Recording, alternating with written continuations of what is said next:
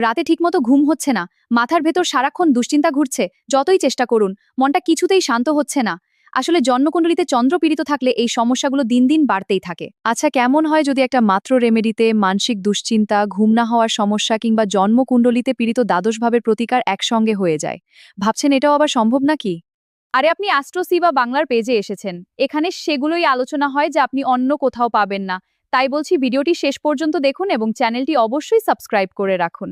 যদি আপনার জন্মকুণ্ডলিতে চন্দ্র এবং দ্বাদশ ভাব পীড়িত থাকে এবং আপনিও এই সমস্যায় ভুগে থাকেন, তবে বাজার থেকে সাধারণ লবণ কিনে আনুন এবং ভিডিওর মতো মেঝেতে একটু লবণ ছড়িয়ে দিন। তারপর সেই লবণের উপর খালি পায়ে দাঁড়িয়ে প্রায় 5 মিনিট হালকা করে চটকান। এরপর সেই লবণটি তুলে নিয়ে জলাশয়ে ভাসিয়ে দিন। খেয়াল রাখবেন, আপনার ব্যবহার করা লবণটি আপনাকেই ভাসাতে হবে। এই রেমেডি টানা 11 দিন পালন করবেন। তারপর থেকে প্রতি সোমবার পালন করবেন আগামী 3 মাস। এখন নিশ্চয় ভাবছেন এই রেমেডি পালন করে কি হবে। এতে ধীরে ধীরে আপনার মানসিক চাপ কমবে, ঘুমের সমস্যা ঠিক হবে এবং দ্বাদশ এবং চন্দ্রদোষও অনেকটাই শান্ত হবে। 8 থেকে 80 হোক বা পুরুষ কিংবা মহিলা, সকলে এটি করতে পারেন। আজই করে দেখুন। আর এইরকম কার্যকরী রেমেডি মিস করতে না চাইলে এখনই ভিডিওটা লাইক করুন এবং চ্যানেলটা সাবস্ক্রাইব করে রাখুন।